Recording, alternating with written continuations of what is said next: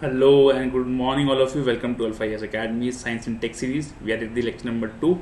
अच्छा, हमने last lecture में एंशियंट एंड मिडीवल के साइंटिस्ट देखे कि उनका कंट्रीब्यूशन क्या रहा भारत के साइंस फील्ड में, और इस लेक्चर में हम लोग कंटेम्प्रेरी साइंटिस्ट को देखेंगे जो कि आपने जिनका नाम सुना होगा. ठीक है, हो सकता है कि आपने जो पिछले लेक्चर में साइंटिस्ट थे उनका नाम ना सुना हो, बट देन मेरा ये दावा है कि इस लेक्चर में जो साइंटिस्ट आएंगे या बुद्धिजीवी आएंगे उनका नाम आपने ज़रूर सुना होगा. तो आइए शुरू करते हैं.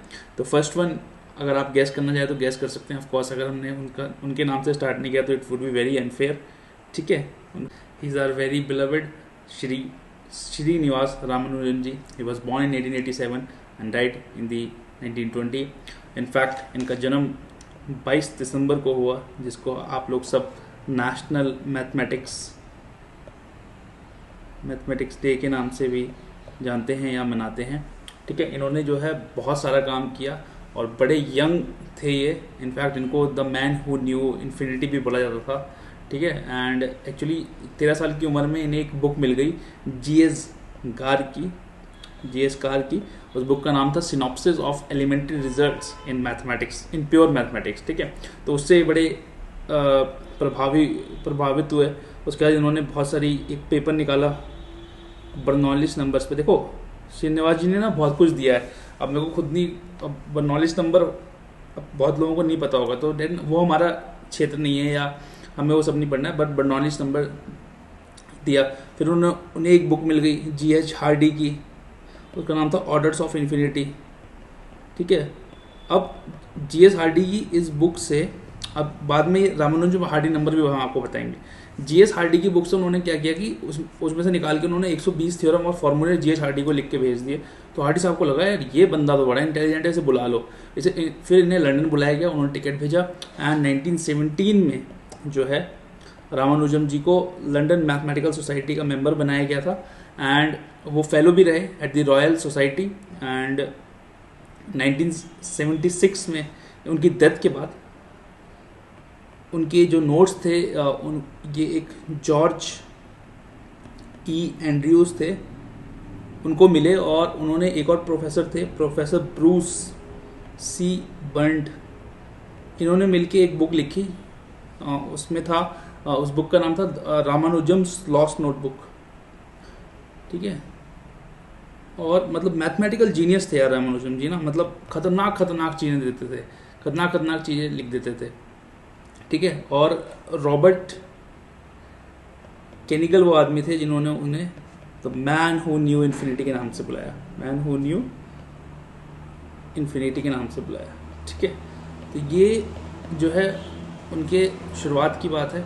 उनके कॉन्ट्रीब्यूशंस अगर मैं आपको बताऊं तो उन्होंने, मैं बस आपको नाम लेते जाता हूँ, infinite series, continued fractions, number theory, mathematical analysis, hypergeometric series, Riemann series, elliptic integrals, divergent series, the functional equations, zeta function, इन सब पे जो है उन्होंने बहुत वर्क किया. ठीक है, एंड उन्होंने जो है एक रामानुजम सम भी निकाला था जो बेसिकली डीएनए सीक्वेंसेस या उसको एनालाइज करने के लिए और मॉडिफाई करने के लिए यूज़ किया जाता है.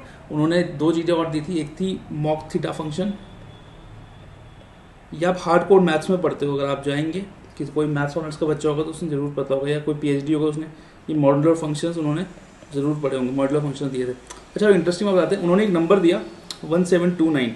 ये 1729 जो है ये हार्डी रामानुजम नंबर है. ये ऐसा नंबर है, ये स्मॉलेस्ट नंबर है जो कि it is the sum of 2 cubes in 2 different ways. ठीक है, एक तो आप इसको 1 का क्यूब प्लस 12 का क्यूब लिख सकते हो. ठीक है, एक इसको आप 9 का क्यूब प्लस 10 का क्यूब लिख सकते हो. तो ये स्मॉलेस्ट नंबर है जिनको सम से, 2 अलग अलग सम से जो है क्यूब के सम से लिखा जा सकता है. तो 1729 is the Hardy Ramanujan number.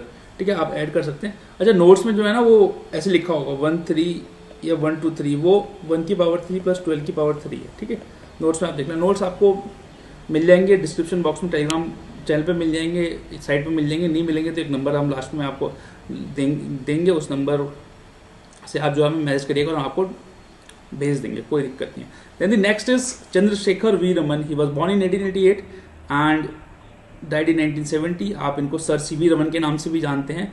और इनका जो बर्थडे होता है वो Feb 28 होता है, जिसको आप लोग नेशनल साइंस डे के नाम हिसाब नेशनल साइंस डे के रूप में मनाते हैं। सीवी रमन जी एक से साइंटिस्ट नहीं थे, ये एक बहुत बढ़िया व्यक्ति थे। इन्होंने human wellbeing and human dignity के लिए काम किया, और ये जो नोन थे वो थे something called as molecular scattering of light. इन्होंने जो है बेसिकली बताया कि जब एक ट्रांसपेरेंट मीडियम से कोई भी लाइट गुजरती है तो वो कैसे स्कैटर होती है, ठीक है, और उसी को नाम दिया गया रमन इफेक्ट का, और इसी के लिए उनको 1930 में नोबेल प्राइज से सम्मानित किया गया, and he was the first Asian to get Nobel prize in the field of physics, ठीक है। In fact he was the first Asian to get the Nobel prize at that time. Applications की मैं बात करूं तो इसकी एप्लीकेशन, रमन इफेक्ट की application एक बार पूछ ली थी कहीं क्वेश्चंस पेपर में, ठीक है। तो केमिकल इंडस्ट्री में है, देन आपका नैनो टेक्नोलॉजी में है, ठीक है, और बायोमेडिकल एप्लीकेशन भी है इसका, ठीक है। अब बात करते हैं, और इनफैक्ट एक और नई फील्ड है नार्कोटिक्स एंड एक्सप्लोजिव्स में भी है, ठीक है। तो ये थी बात सर सीवी रमन जी की। नेक्स्ट है हमारे जगदीश चंद्र बोस जी, जेसी बोस, एंड बड़े ही एक टाइप के रेवोल्यूशनरी आदमी थे। 1858 में इनका जन्म हुआ, 1937 में इनकी मृत्यु हो गई।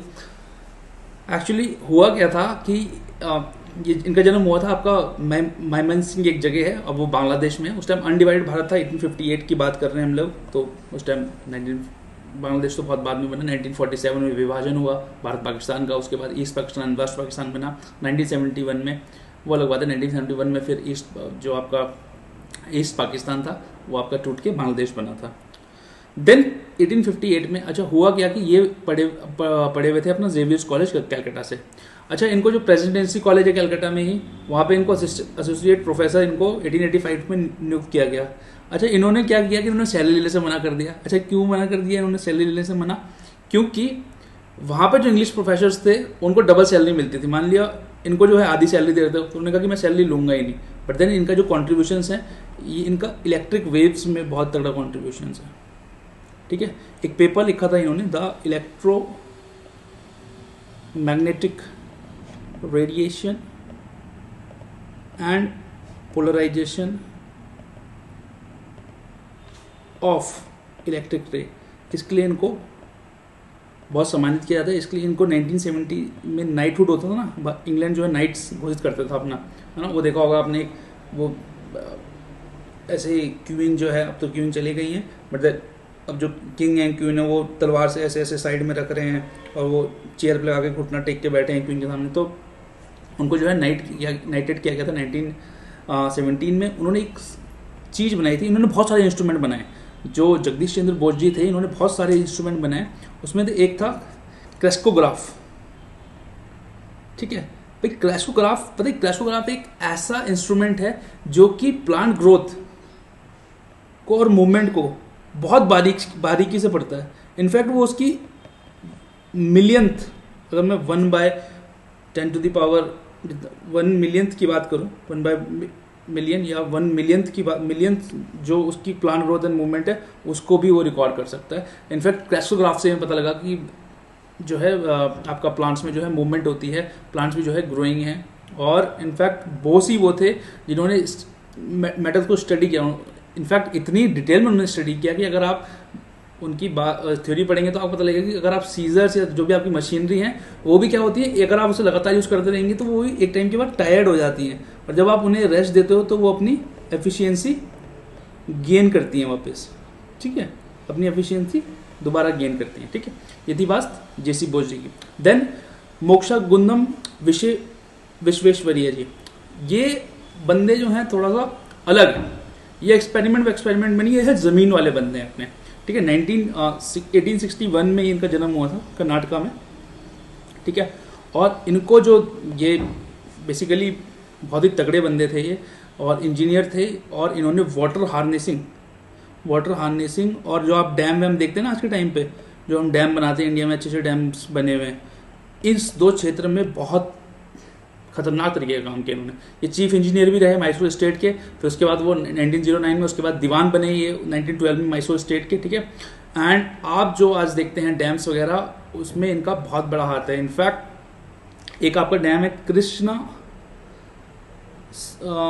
कृष्णा राजा सागर डैम, कृष्णा राजा सागर डैम, उसको उसके ये चीफ इंजीनियर थे, ठीक है। इन्होंने एक चीज़ बनाई थी, उसको कहते हैं automatic weir flood gate system बनाया था ताकि फ्लड्स ना आ सकें, ठीक है। देन उन्होंने एक ब्लॉक सिस्टम बनाया था, ठीक है। ब्लॉक सिस्टम इसलिए कि ताकि जो डैम से पानी ओवरफ्लो होता है वो ना हो, ठीक है। उसके बाद मूसी रिवर हैदराबाद में 1908 में क्या हुआ कि बहुत बाढ़ आ गई उसके चलते, तो वहाँ पे भी इन्होंने एक ड्रेनेज सिस्टम बनाया जिससे कि उस हैदराबाद में दोबारा बाढ़ ना आ सके, ठीक है। तो सच was the kind of dedication and ये लोग जो है किस पैसे वैसे के लिए नहीं, पैसा तो उनको मिल ही जाता था। दीवान थे वो मैसूर स्टेट के, Mysore state one of the prominent states था इंडिया का उस टाइम पे। बट देन ये लोग जो हैं अपने काम के लिए बड़े पैशनेट थे, ठीक है। इसीलिए इनको जो है इंडियन इकोनॉमी भी इन्होंने प्लान की थी 1934 में। इन्होंने इनफैक्ट 2 बुक भी लिखी हुई हैं, उन बुक्स का नाम है रिकंस्ट्रक्टिंग इंडिया और दूसरी का नाम है प्लान्ड इकोनॉमी ऑफ इंडिया, ठीक है। Then next, the dude of the Indian nuclear science, the boss of the Indian nuclear science और the father of the Indian nuclear science, our very own Homi Jahangir Babaji, born in 1909, died in 1966. He was a very jolly person. In fact, if you want to know about Homi Jahangir Baba, Vikram Sarabhai, there is a series called Rocket Boys. It's in Sony Live, I think. A very nice series. आप इसको देख सकते हैं and you can see that कि पढ़ना ही सब कुछ नहीं होता, लाइफ को एंजॉय भी करना होता है। और आप एंजॉय करते करते लाइफ को अपना काम कर सकते हैं, अपने काम को भी एंजॉय कर सकते हैं और अपनी लाइफ को एक जो है हैप्पी बना सकते हैं, उसमें प्यार ला सकते हैं, घूम सकते हैं, एंजॉय कर सकते हैं अपनी लाइफ को, है ना। You can have some couple of drinks and enjoy your life, but then you should be very dedicated towards your work and dedicated towards the development of your country, because it is you who will make this country great again, because we were great once, ठीक है। तो he is known as the father of Indian nuclear science.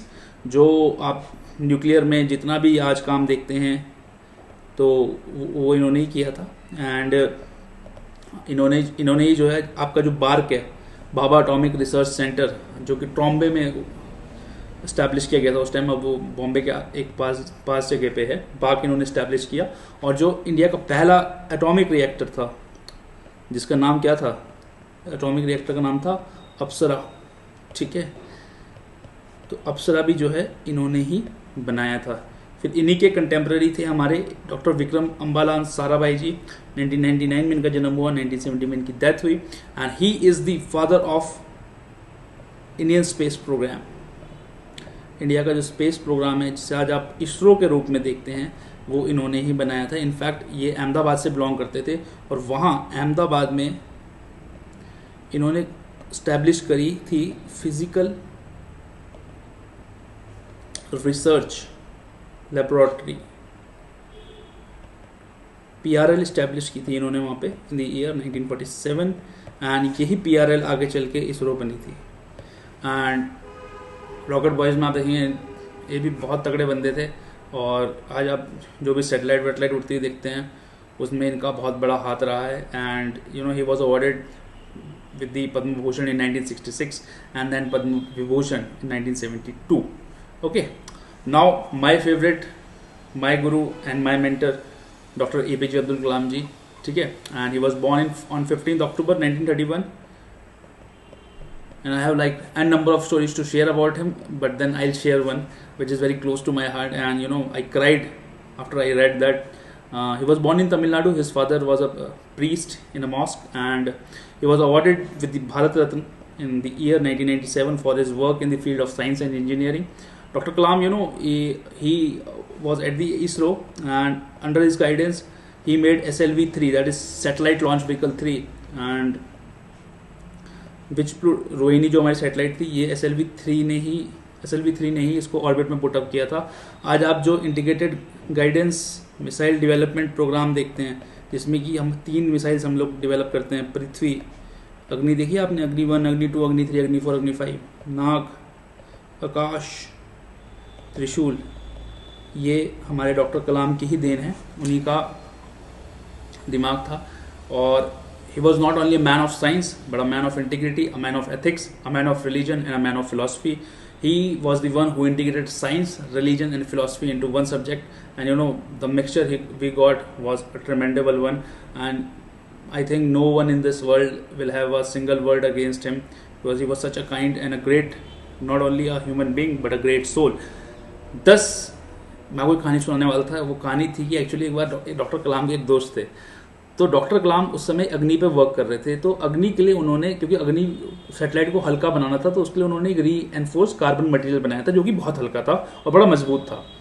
अब वो दोस्त के साथ गए, specially abled एक होम था, वहाँ बच्चे जो थे बहुत सारे स्पेशली एबल्ड बच्चे थे, तो कुछ बच्चों को कैलिपर्स लगा होता है। कैलिपर्स क्या होता है, जो पैर में जो बच्चे चल नहीं पाते उनको कैलिपर्स लगा होता है। तो जो पहली कैलिपर्स आते थे वो लोहे के बने होते थे, वो जो होते थे बहुत भारी होते थे। डॉक्टर कलाम सॉ दैट कि इन्हें तो चलने में बड़ी दिक्कत हो रही है, ये तो इन्हें बहुत भारी है।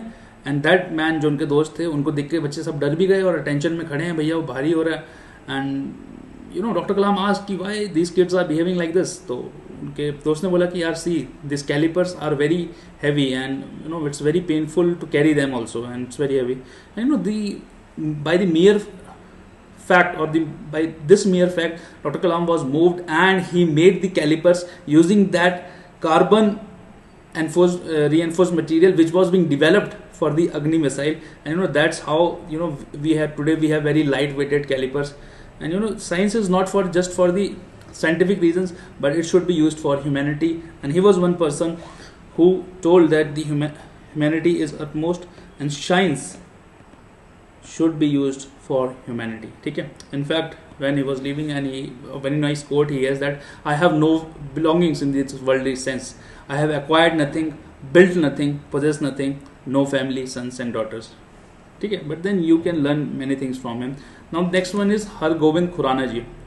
Hargobind Khurana ji got the Nobel Prize in Physiology or Medicine, along with Marshall W. Nirenberg and Robert V. Holly. अब इन्होंने क्या किया, आपकी जो सेल्स होते हैं उसके अंदर न्यूक्लिक एसिड्स होते हैं, न्यूक्लिक एसिड के अंदर न्यूक्लियोटाइड्स होते हैं, इन न्यूक्लियोटाइड्स में आपकी जेनेटिक इंफॉर्मेशन होती है, ये जेनेटिक कोड होता है।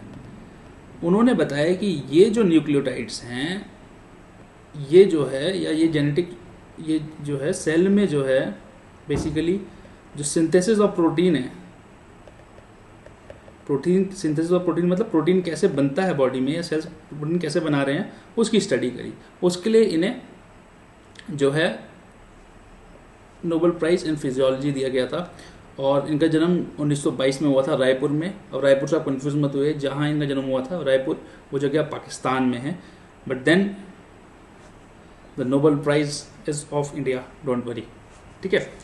Now the next one is Dr. M.S. Swaminathan, also known as the father of economic ecology, and ये father of economic ecology हमने नहीं कहा इनको, this was a post or this was the honor given to him by United Nations Environment Program for his tremendous work in the field of agriculture. In fact, अगर आपने green revolution का नाम सुना होगा तो उसमें हमने HYB सीड्स का इस्तेमाल किया था for growing of rice and wheat, high yielding variety seeds. वो किसने बनाई थी? हमारे डॉक्टर स्वामीनाथन ने। नॉर्मन बोरलॉग थे एक एग्रीकल्चर साइंटिस्ट, उनके साथ मिलके इन्होंने जो है इंडिया को उस कंडीशन में, जब हम स्कार्सिटी हो गई थी हमारे यहाँ, हम जो है इंपोर्ट करता था, शिप टू माउथ इकोनॉमी कहा जाता था हमें कि यूएसए से गेहूँ की शिप आएगी तब हम खाएंगे। ठीक है।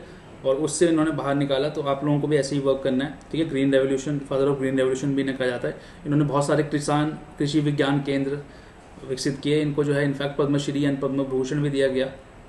Then the next one is professor CNR Rao, is still alive and he was given Bharat Ratna in 2014। ठीक है। इनको भारत रत्न दिया गया था 2014 में।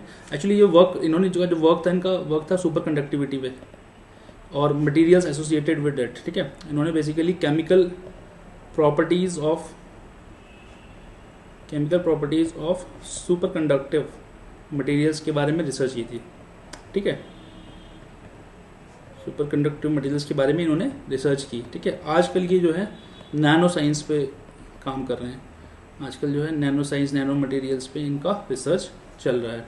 Then the last one for the today, कि हमारी महिलाएं हमारे पुरुषों से कम नहीं हैं।